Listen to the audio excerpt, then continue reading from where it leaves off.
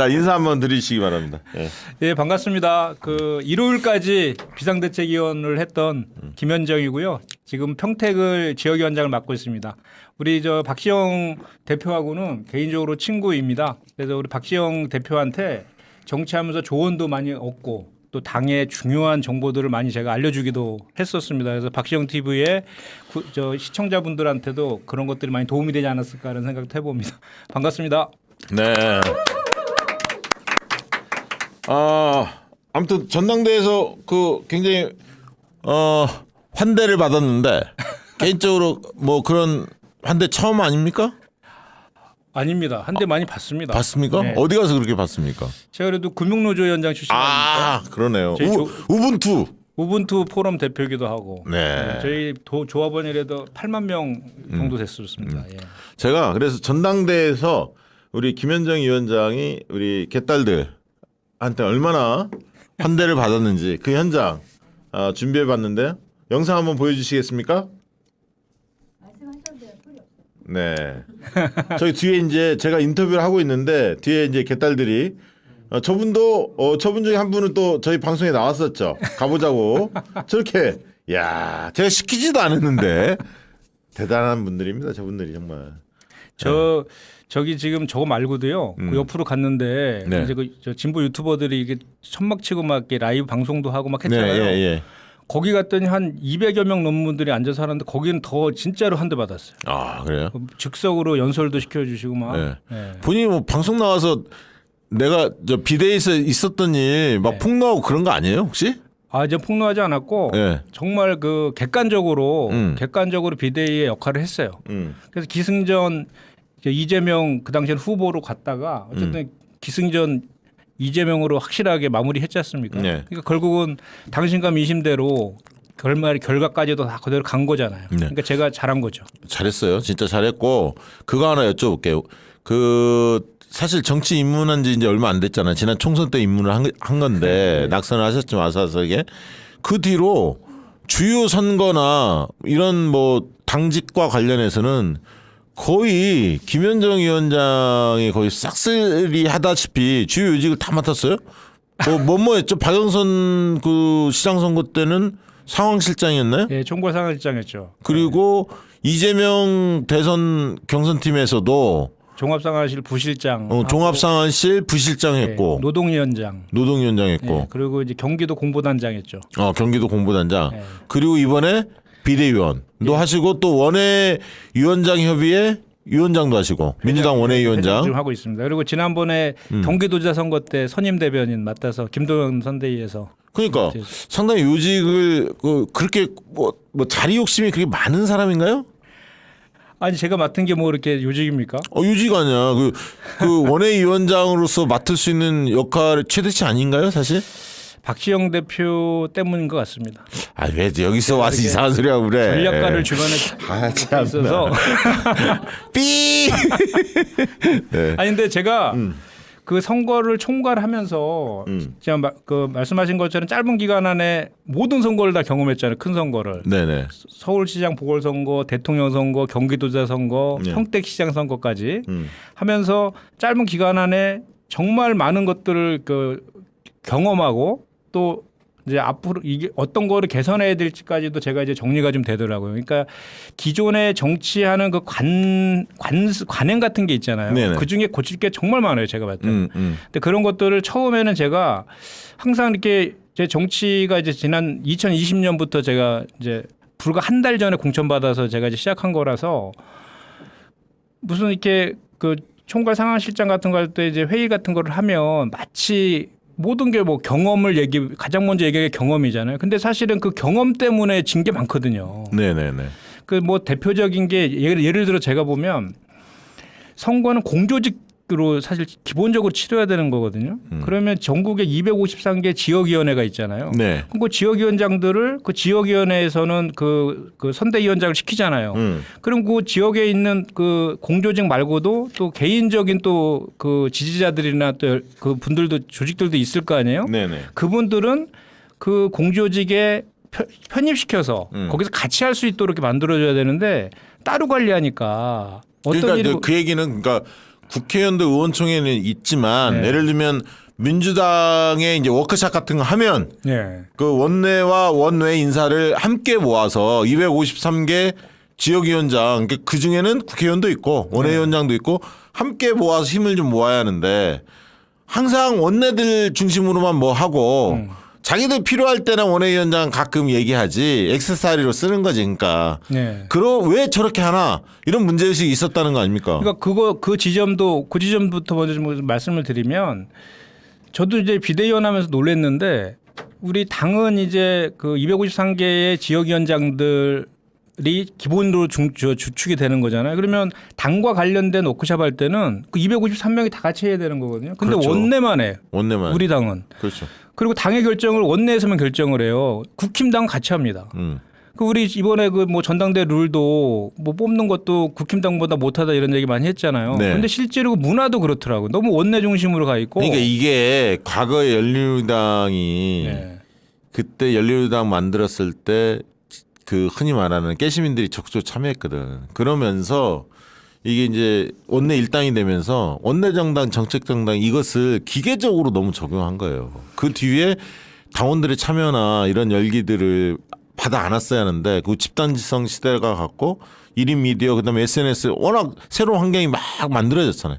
여기에 벽을 쌓은 거야 민주당이 그 부분에 대해서 적극적으로 노력을 안 한 거라고. 그러니까 전국에 지금 92개의 원외 지역이 있잖아요. 그 0.73%로 진 가장 큰 원인 중에 하나가 평상시에 그런 그 원외 지역에다 험지가 대부분이잖아요. 그렇죠. 뭐 대구 경북 뭐 부울경 등등. 네. 저는 뭐 경기도니까 좀 덜 하다고 하지만 그래도 보수 색깔이 가장 강한 그 지역들이 있는 거 아닙니까? 네. 근데 그쪽에 그 지역위원회를 오히려 평상시에 당에서 더 많이 지원해주고 관리를 해줘야 되는데 거의 무방비 상태로 방치해 놓거든요. 그러다가 이제 뭐 대선 때나 지방선거 있을 때나 그때 잠깐 이제 선대위 꾸려가지고 하는 정도다 보니까 평상시에 그런 그 관심들만 좀 더 가지고 제가 이제 말씀드린 그 뭐 이거 정말 아무것도 아니잖아요. 워크숍 네. 할 때 같이 해주고 당에 대한 소속감이나 이런 걸 소속감과 자긍심 같은 게 또 그런 때 생기는 거거든요. 네. 그런 것만 해줬어도 0.73% 훨씬 극복할 수 있거든요. 일리 있는 지적입니다. 그래서 제가 그 네. 얘기를 이재명 그 당시 이재명 그 이제 대표님한테도 그 전부터 몇 차례 말씀을 드렸더니 아주 그거를 진짜 그 본인께서 너무 스폰지처럼 받아들이시더라고요. 네. 이번에 전당 그 저 당대표 선거할 때 원외 지역위원회에 각별하게 신경을 많이 쓰셨어요. 네. 간담회도 별도로도 많이도 했고. 원외 지역위원회가 상당히 든든하게 버팀목 역할을 했죠. 그건 조금 이따 한번 여쭤보고 비대위원 활동하셨으니까 가장 궁금한 것은 사실 아마 시청자들이 우상호 비대위원장이 왜 이렇게 비대위를 제대로 꾸려가지 못하냐 왔다 갔다 하고 과거에 비대위원장 맡기 전에는 이미지 참 좋았는데 안타깝다 이런 얘기 많이 들었어요. 거기서 김현정은 도대체 뭐 했냐 까지도 묻지 않을 수 없네요. 비대위 왜 그랬습니까? 일단 비대위 7명 중에 원내는 이제 1명이었어요. 네. 뭐 아시겠지만 2명이지. 거기도 도의원이잖아요. 아, 도의원이구나. 아. 이게 초선부터 4선까지 네. 예, 선수별 이제 대표를 한 명씩 한 거고 저는 이제 원외 대표로 해서 들어간 거고 그 선한이 의원은 이제 호남 대표로 사실 들어온 거예요. 그 청년 여성이 아니라 전북에 그 전북 이제 다 얘기해도 되죠? 네. 뭐 지났으니까 도당위원장 추천으로 들어온 거거든요. 네, 김성주 의원. 예. 네. 그래서 그 7명이 이제 구성을 했는데 거기서도 이제 처음에 사실을 솔직히 말씀드리면 좀 이렇게 원내 의원들 중심으로 의원들이 많이 개진을 하고 이렇게 하는 분위기가 이제 기본적으로 깔려 있으니까 처음에 사실 조심스럽기도 하고 원내로서 분위기도 좀 파악해야 되잖아요. 그런 것도 좀 있었죠. 그래서 살짝 좀 위축도 되기도 하고. 아니 뭐 제가 뭐 들었던 이야기는 네. 초선 재선 3선의 그 각 대표로 참여했던 비대위원들이 뜻을 하나로 모으고 되게 회의에 많이 들어왔다면서요. 생각이 똑같았고 거기 아까 선한이 예. 예, 그분도 생각을 거의 같이 했고 이러면서 흐름을 막 잡아갔다며 맞습니까? 그렇게 들으셨나요? 네. 아, 예. 하여튼 뭐 결과론적으로는 그 네 분이 항상 같은 입장으로 의견을 냈기 때문에 결과론적으로는 뭐 그렇다고 볼 수도 있죠. 그러니까 7명 중에 4명이면 예. 그렇고 두 분은 우상호 비대위원장하고 박홍근 원내대표 예. 그렇게 두 분인가요? 누가요? 아니 그러니까 총 7명 중에 네. 2분은 박홍근 원내대표하고 초선은 이제 이용우 의원이고 그러니까 재선은 박재호. 삼선은 한정혜. 한정혜. 예, 그다음에 원내대표, 그다음에 이제 무상호 위원장. 그러니까 맞잖아. 그다음에 아까 선한이 그다음에 네. 김현정. 네. 그래서 7분이잖아요. 네. 거기에 박홍근 원내대표는 대충 말을 별로 안 했다면서요. 민감한 현안에 대해서. 맞습니까?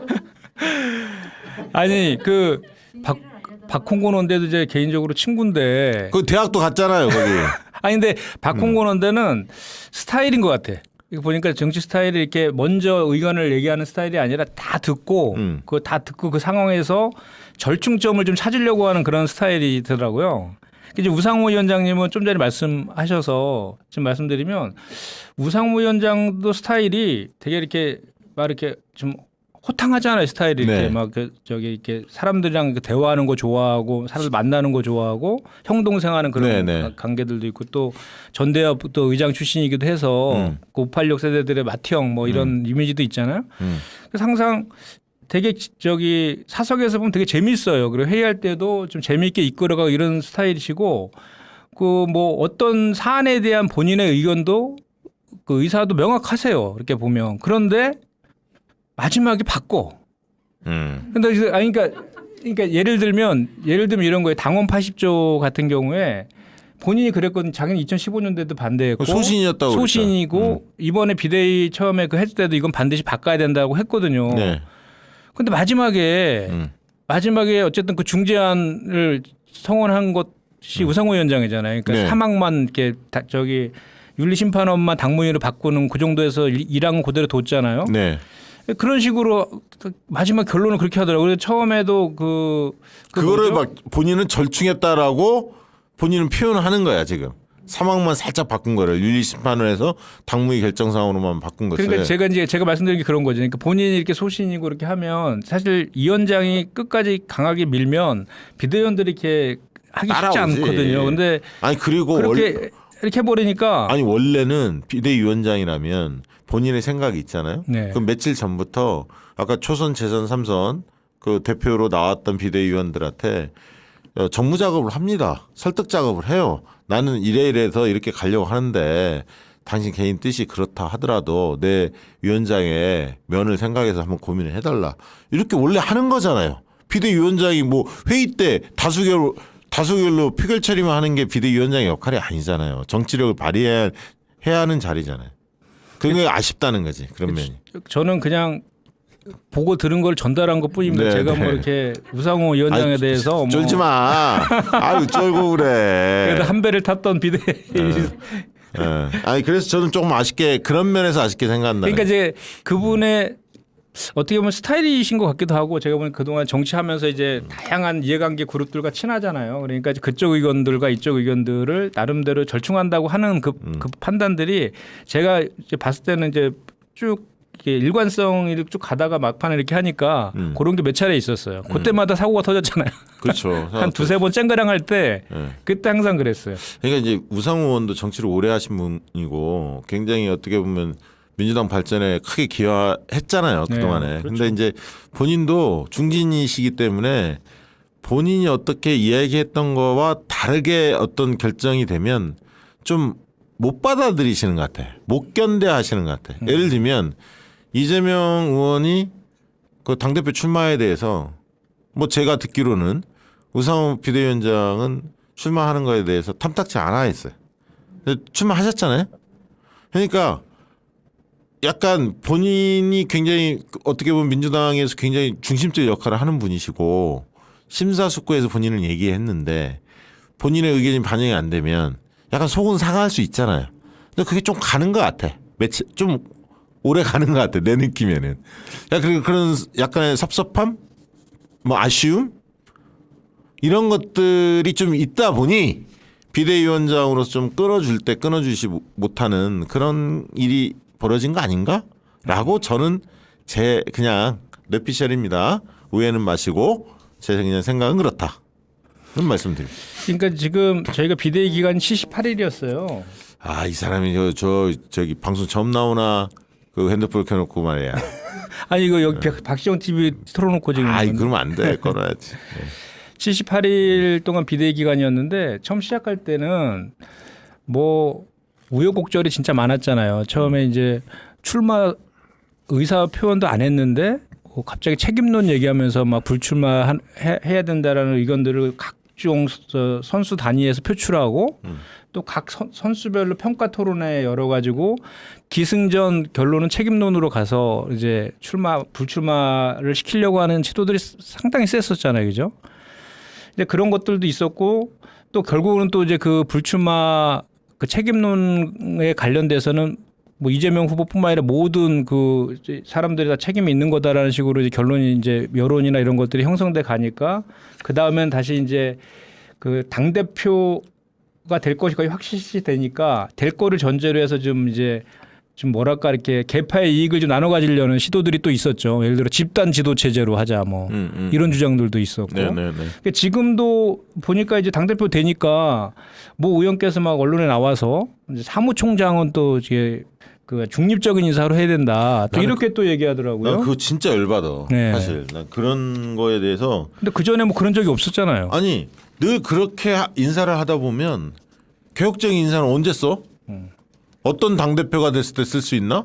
김현정 당대표가 돼야 개혁 인사를 쓸 수 있나? 말이 안 되는 거잖아요. 그러니까 늘 그 통합이나 포용 이런 미명하에 이 약간 뜨뜻미지근한 사람들을 중용하는 풍토가 있어요. 척을 안 지는. 누구한테도 뭐 자기 정치적 소신을 세게 얘기하지 않으면서 두루두루 원만하게 인간관계를 가지는 사람들. 이런 사람들이 늘 중용돼. 사실 그런 역사가 있어요. 근데 포용하고 통합하고 이런 그런 걸 상징하는 인사를 쓰긴 써야죠. 그거 안 쓰자는 얘기 아니에요.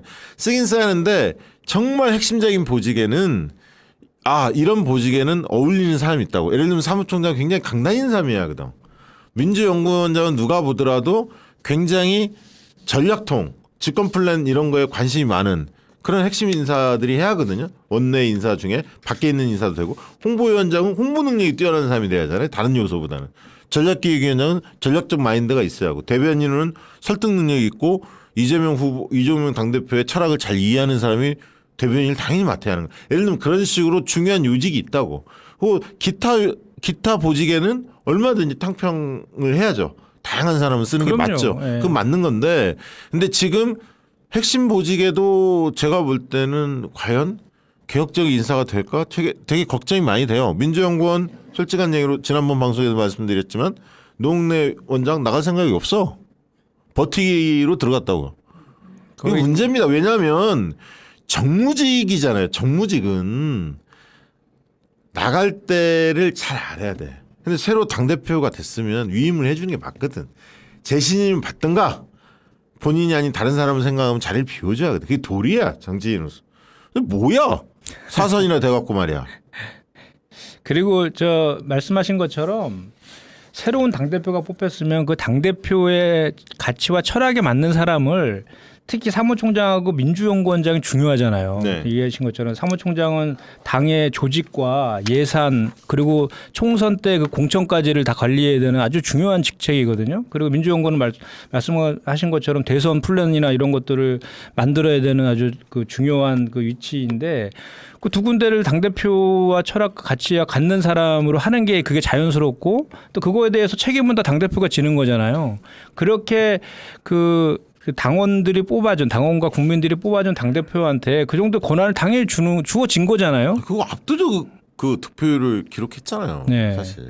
그리고 그렇게 하는 게 맞는 거고 말씀하신 것처럼 우리 당에서는 다양한 당직들이 있거든요. 당직 뭐 상임위원장들도 많이 있고 또 말씀하신 것처럼 뭐 여러 가지 당직들이 있어서 그런 것들은 거기에 맞는 그리고 제가 딱 그 어떤 느낌이냐면 이재명 대표는 스타일이 그 성과주의자잖아요. 실용주의자고 성과주의여서 요 직책에 누구를 쓰는 것이 가장 성과를 낼 것인가 갖고 사실 판단하는 스타일이시잖아요. 그리고 주변에 저는 그 이제 이재명 대표를 나름 이제 좀 뵙고 이렇게 그 스타일을 제가 좀 안다라고 생각하는데 그분은 절대로 독단적으로 뭐 결정하지 않으시더라고. 주변에 이런저런 의견도 다 취합하면서 하는 스타일인데 겉으로 비춰지는 모습들은 하도 이제 보수 언론이나 그 반대하는 사람들이 자꾸 이렇게 독선적이다라는 식으로 이렇게 그 프레임을 짜놔서 그런 게 좀 있는 경향이 좀 있는데 절대 그런 성격이 아니시거든요.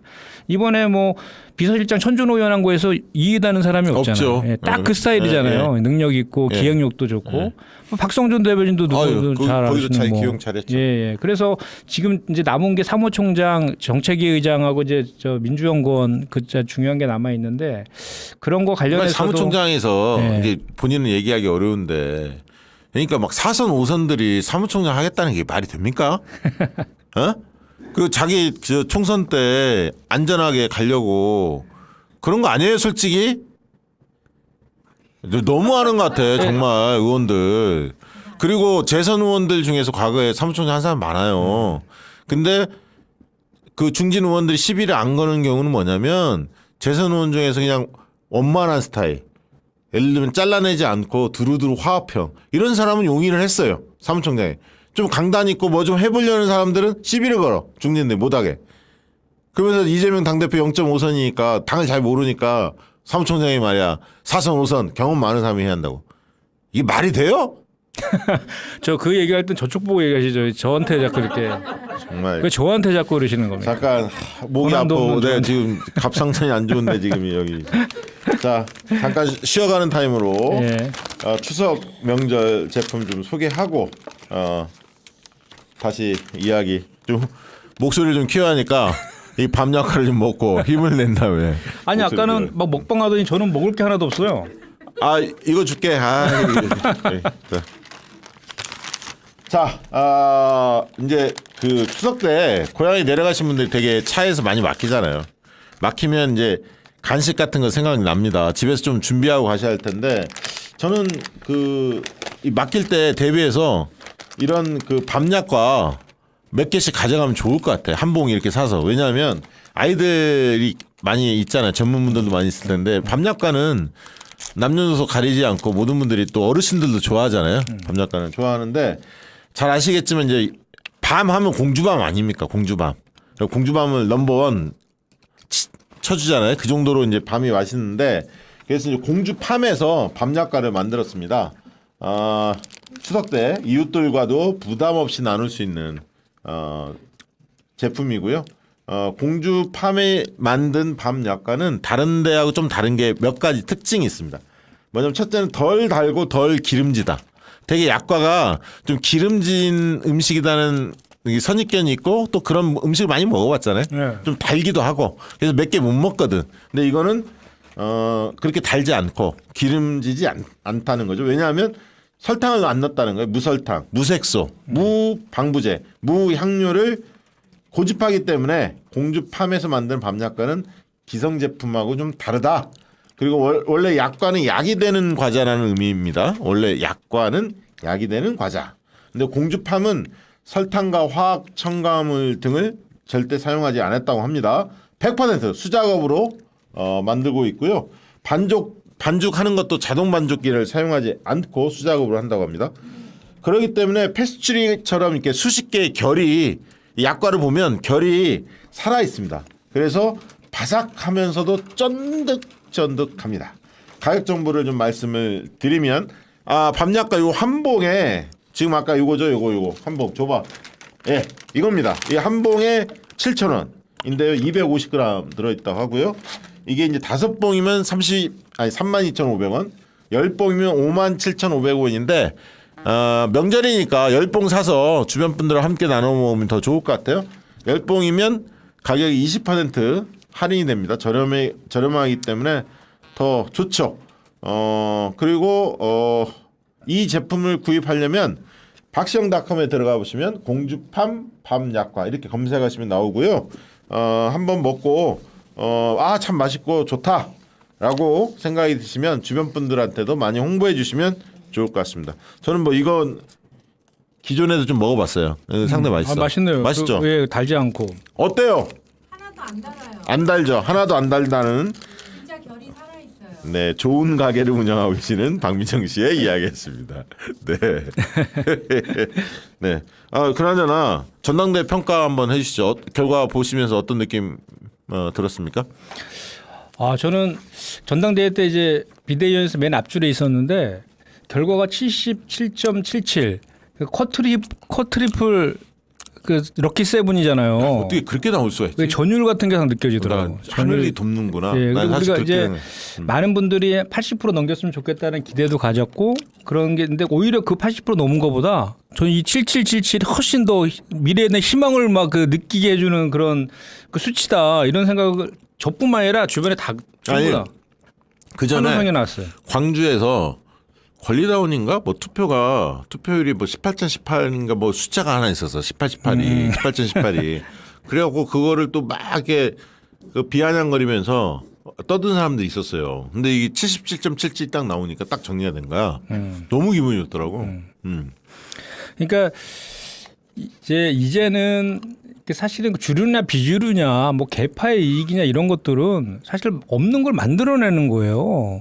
뭐 사실은 주류라는 게 선출 그 당원과 국민들의 그 선출에 의해서 뽑힌 그 저 지도부가 되면 그게 이제 거기 있는 사람들이 주류인 거고 그 선거에서 떨어진 쪽이 이제 비주류이고 또 주류와 비주류는 계속 바뀔 수 있는 거잖아요. 가능성 언제나 열려 있는 건데 이번에 이재명 당대표의 그 저기 당선은 이제는 뭐 지난번에 이낙연 전 대표도 압도적으로 뭐 저기 대선 후보 1위로 달리고 있을 때도 60.7% 정도밖에 못 얻었잖아요. 근데 이번에 지난번에 97년도 김대중 대통령이 대통령 출마했을 때가 77.5였다며요. 그렇죠. 예. 그것까지 최고예요. 예, 그것까지 넘어서 역대 이제 최고의 득표율을 이제 한 건데 그야말로 민심과 당심이 일체한 거잖아요.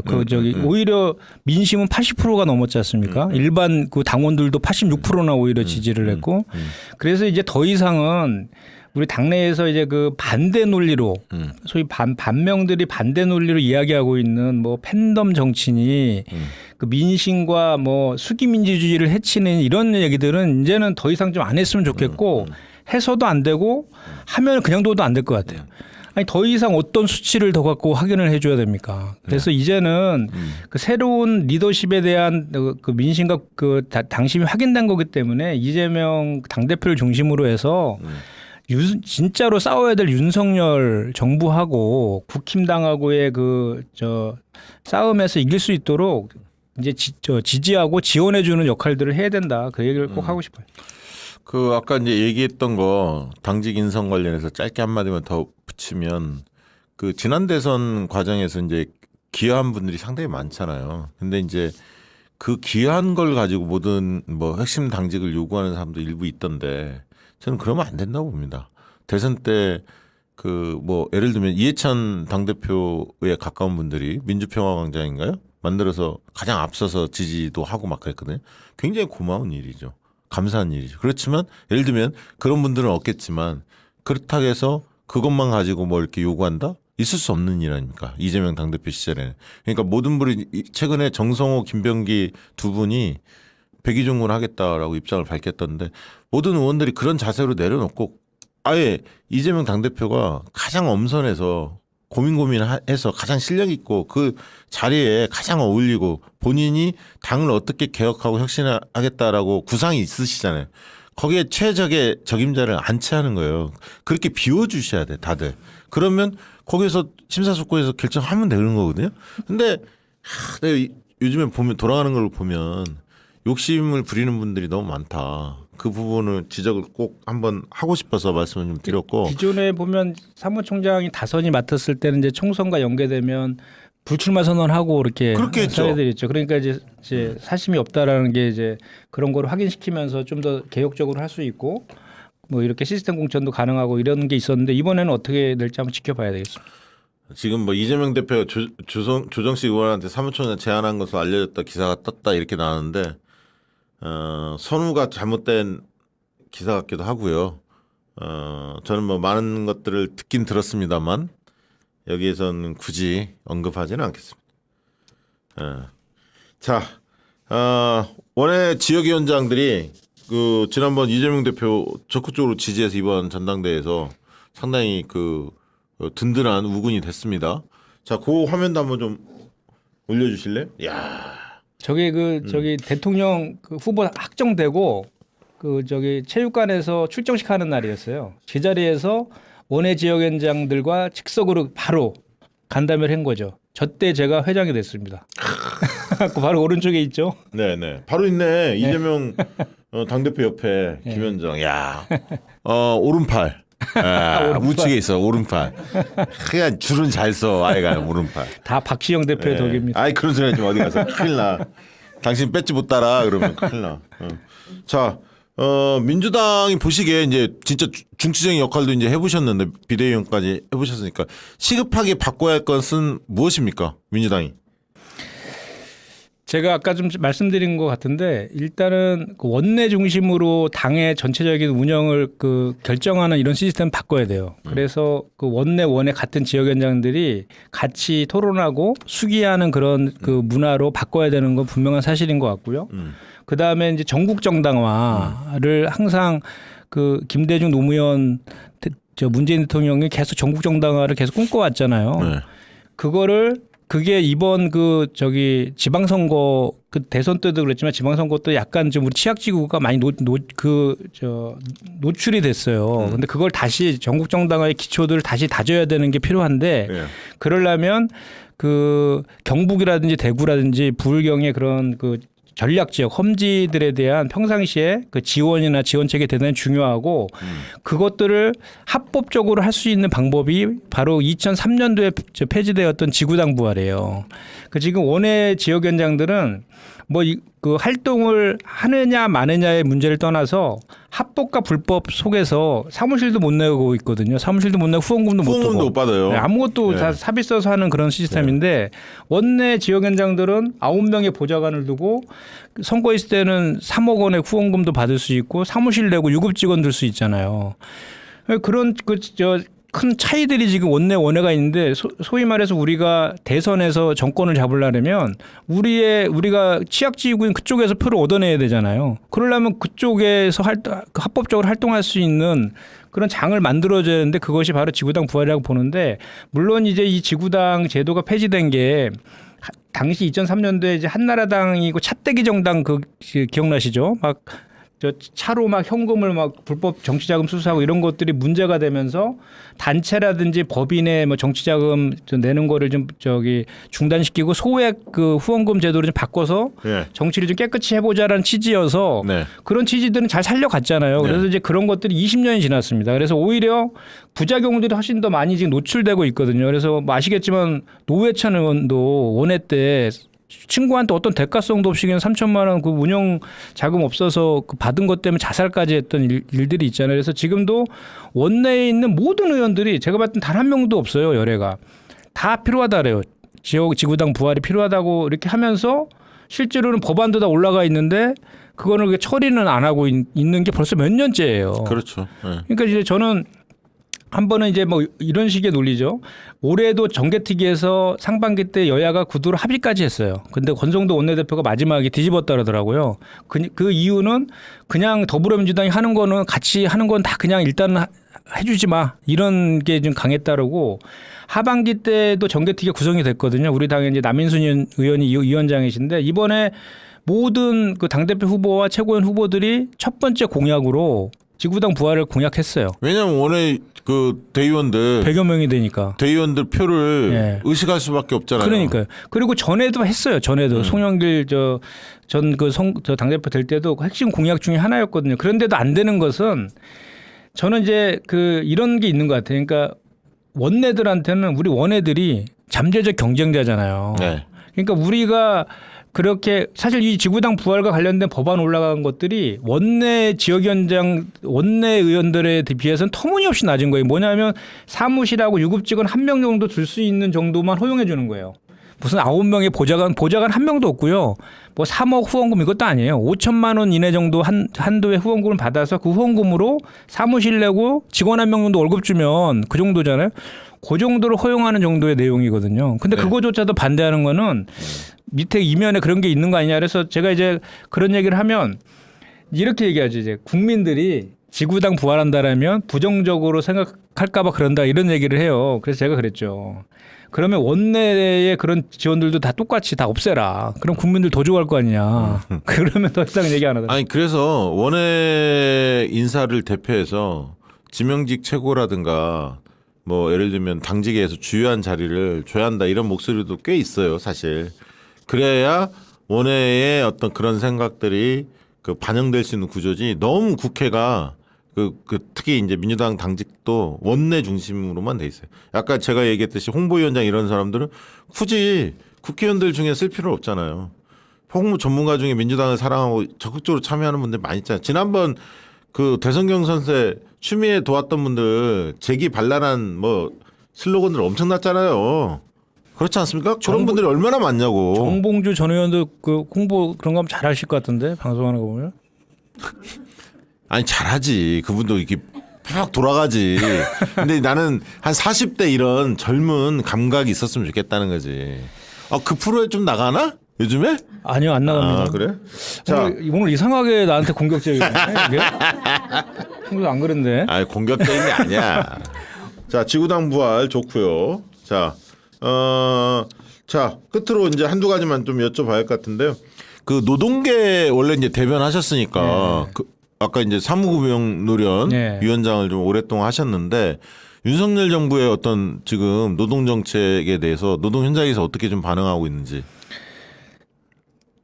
개판이라고 생각하죠. 한마디로 개판이고 박근혜 정부 때 그 시운내고 낮은 임금 그 항상 이제 정권 보수 정권이 들어오면 노동 개혁한다고 하면서 실제 내용은 노동 계약을 하고 있는 게 이제 반복적으로 이명 박근혜 정부 때 있었는데 9년 동안 이 윤석열 정부가 똑같이 따라하고 있더라고요. 제가 지난번에 왜 그 대우조선해양 하청노조 파업한 거 기억나시죠? 네네네. 거기 그 저 이상민 행안부 장관이 헬기 타고 막 갔잖아요. 예. 그리고 윤석열 정부가 법과 원칙 얘기하면서 뭐 공권력 투입을 시사하면서 그때 그 저 이상민 장관이 거기에 그 테러 진압할 때 투입하는 저 경찰 특공대 있어요. 맞아요. 그거 투입을 검토하라고까지 그 언론 났었잖아요. 그러니까요. 그게 그 특공대가 그 치안 사무잖아요. 네. 그 치안 그 저기 경찰국 설치하면서 치안 사무에는 관여하지 않겠다고 해놓고 거기서 벌써 경찰국 시행령으로 만들기도 전에 벌써 그 짓을 했었어요. 네. 그래서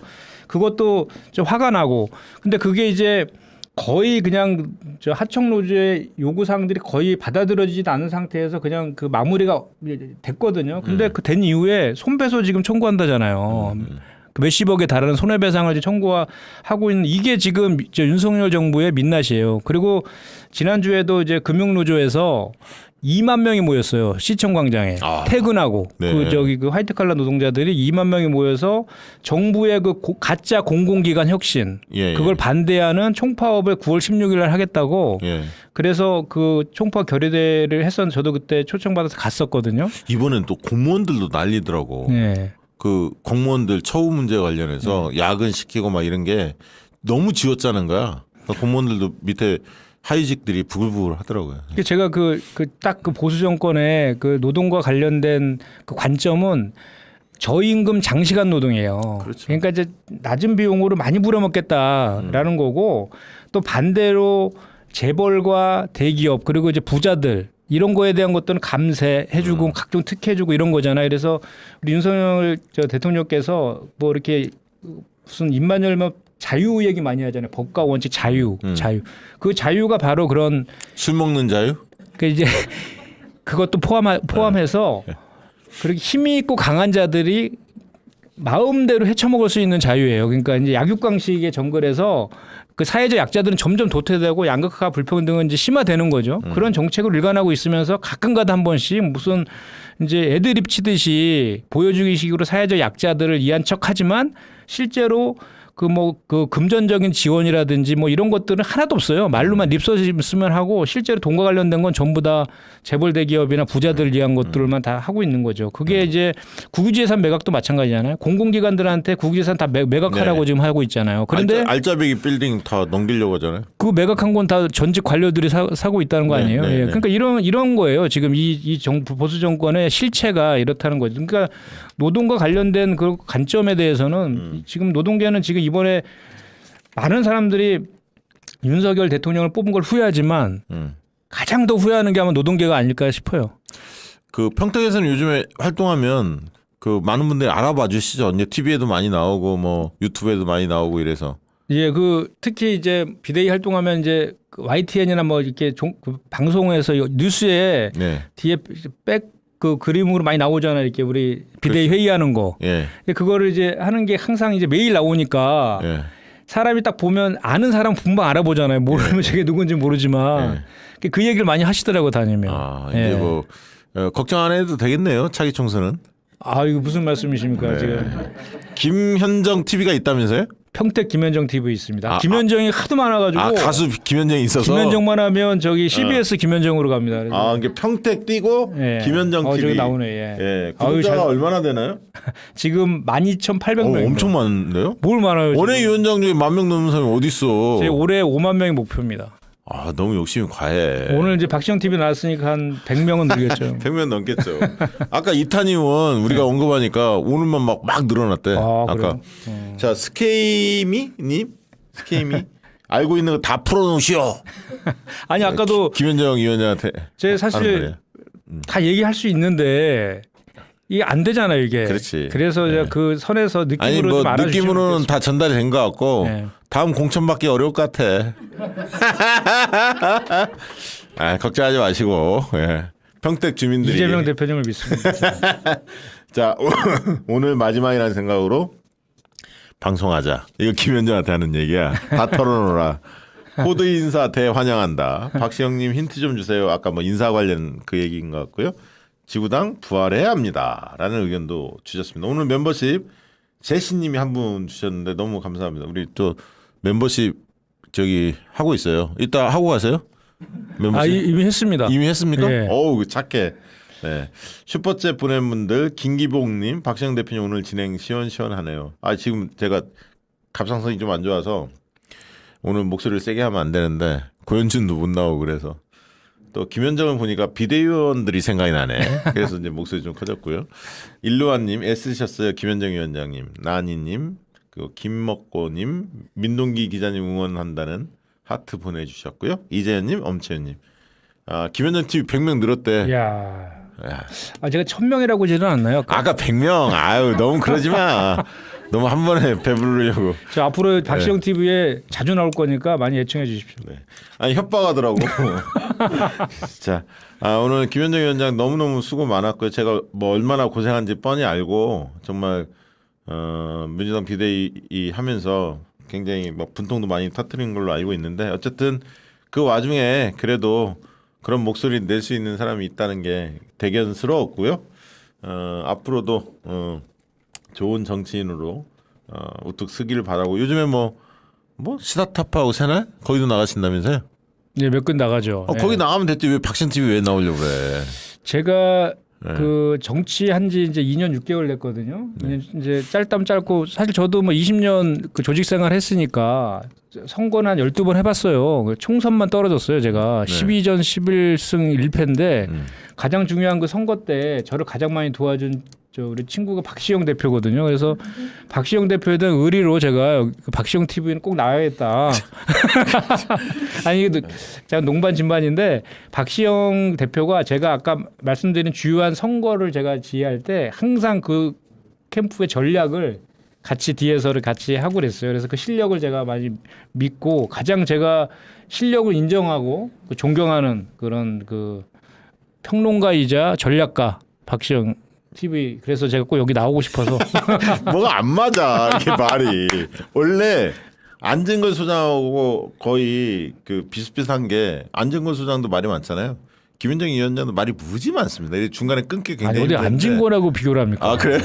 거기하고 좀 다르구나. 내가 거기랑 4개월 같이 고정 출연했는데 1시간 하면 20분 얘기하기 힘들어요. 그것도 많이 배려한 거야 아. 진거리가. 네. 자 오늘 김현정 위원장님 그동안 수고했다는 말씀 좀 드리고 싶고요. 이재명 당대표가 원칙과 중심을 좀 잘 잡고 하실 거라고 믿어 의심치 않고요. 아무튼 중간중간에 이상한 사람들이 흔히 말해 우리 갱생이 논다고 하잖아요. 옆에서 이상한 짓 하면 저희가 눈 부릅뜨고 직언을 좀 하고자 합니다. 여기 우리 그 오늘 평택에서도 이 TV 많이 보고 있거든요. 네네네. 제가 다 이게 저 링크를 다 이렇게 해서 공유해놨어요. 예. 그 평택 얘기 한 1분만 하면 안 될까요? 하십시오. 예. 여기 예. 아까 여기 질문제도 있던데 예, 그게 하세요.